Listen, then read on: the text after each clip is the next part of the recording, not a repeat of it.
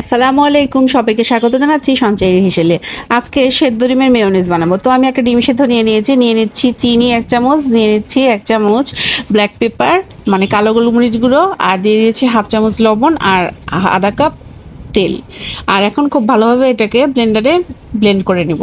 আর আমার এই ব্লেন্ডার থেকে দেখেন আমার মেয়োনেজটা একদম রেডি হয়ে গিয়েছে। আর এই মেয়োনেজটা কিন্তু আমি সকালে ব্রেকফাস্টের জন্য ব্যবহার করছি।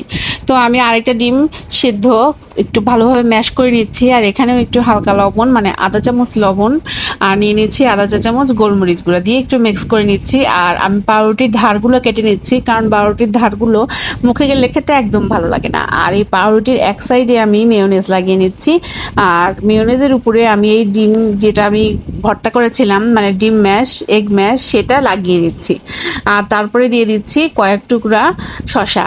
আপনারা চাইলে অন্য কোনো সবজিও ব্যবহার করতে পারেন, যেমন টমেটো বা লেটুস পাতা। আমি শসাটা বেশি পছন্দ করি তাই শসাই দিয়ে দিচ্ছি। আর অন্যদিকে দিয়ে দিচ্ছি একটা সস। আমি এখানে টমেটো সস ইউজ করেছি, আপনারা চাইলে অন্য যে কোনো সসই ইউজ করতে পারেন। আপনাদের রুচির উপর ডিপেন্ড করে আপনারা এটাতে সস লাগাবেন। তো দেখেন আমার নাস্তাটা কিন্তু একদম রেডি। তো সকালের ব্রেকফাস্ট হিসেবে এরকম একটা নাস্তা যদি হয় তাহলে কিন্তু আর অন্য কিচ্ছু লাগে না। আজকে এই পর্যন্তই, সামনে আবারও হাজির হব নতুন কোনো ভিডিও নিয়ে আর নতুন কোনো রেসিপি নিয়ে। সেই পর্যন্ত সবাই ভালো থাকবেন। আসসালামু আলাইকুম।